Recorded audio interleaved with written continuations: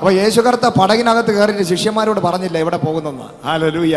പറഞ്ഞു കഴിഞ്ഞാൽ അവർ പടകിന്ന് ചാടി ഇറങ്ങി ഓടിക്കളയും. അല്ലാതെ തന്നെ ഒരു കാറ്റടിച്ചപ്പോഴേ അയ്യോ എന്ന് പറഞ്ഞ് നിലവിളിക്കാൻ തുടങ്ങി, ഭയപ്പെടാൻ തുടങ്ങി. കർത്താവ് പറഞ്ഞു, ഭയപ്പെടണ്ട, ധൈര്യമായിട്ടിരിക്കാം, നമുക്ക് വലിയൊരു ശുശ്രൂഷയുണ്ട്. നിന്റെ ലൈഫിൽ വലിയൊരു മിനിഷി വെളിപ്പെടുന്നതിന് മുമ്പ് നിനക്ക് വിരോധമായി ചില കൊടുങ്കാറ്റുകൾ ഉണ്ടാകാം, നിന്നെ ഭീതിപ്പെടുത്തുന്ന ചില അനുഭവങ്ങൾ നിന്റെ ജീവിതത്തിൽ ഉണ്ടാകാം, വിഷയങ്ങൾ വരാം, നിനക്ക് പിടിച്ചു നിൽക്കാൻ പറ്റുമോ എന്നുള്ള പരിഭ്രമിച്ചു പോകുന്ന അവസ്ഥകൾ നിന്റെ ലൈഫിൽ ഉണ്ടാകാം. പക്ഷെ ആ കൊടുങ്കാറ്റും ആ പടകിനെ ഇളക്കുന്ന അനുഭവങ്ങളും നിന്റെ ജീവിതത്തിൽ വരികയാണെങ്കിൽ നീ മനസ്സിലാക്കണം, നിനക്ക് വലിയൊരു മിനിഷി അക്കരയിലുണ്ട്, അപ്പുറത്ത് സൈഡിൽ നിനക്കൊരു മിനിഷിയുണ്ട്, നിനക്കൊരു വലിയൊരു മാറ്റം നിനക്ക് സംഭവിക്കാൻ പോകുന്നു.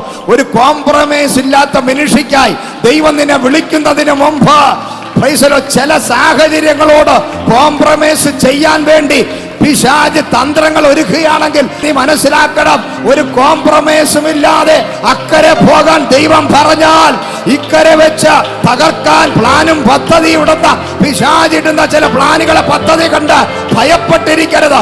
ഇന്നത്തെ ക്ഷാമം കണ്ട് ഭയപ്പെടരുത്, ഇന്നത്തെ അപവാദങ്ങളും നിന്ദകൾ കണ്ട് ഭയപ്പെടരുത്. ഇന്ന് നിന്നെ മിനിഷിന്ന് ശുശ്രൂഷ ചെയ്യുന്ന നിന്റെ ജീവിത വിശ്വാസത്തിൽ നിന്ന് നിന്നെ പറിച്ചു കളയാൻ പിശാചിടുന്ന പ്ലാനും പദ്ധതികൾ കണ്ട് നീ ഭയപ്പെടരുത്. ഇതാ നിനക്ക് വേണ്ടി വലിയൊരു മിനിഷി, ഇതുവരെ നീ കാണാത്ത ചില ശുശ്രൂഷകൾ, ചെയ്യാത്ത ചില ശുശ്രൂഷകൾ, വെളിപ്പെടാത്ത ചിലത് നിന്റെ ലൈഫിൽ വെളിപ്പെടാൻ പോയ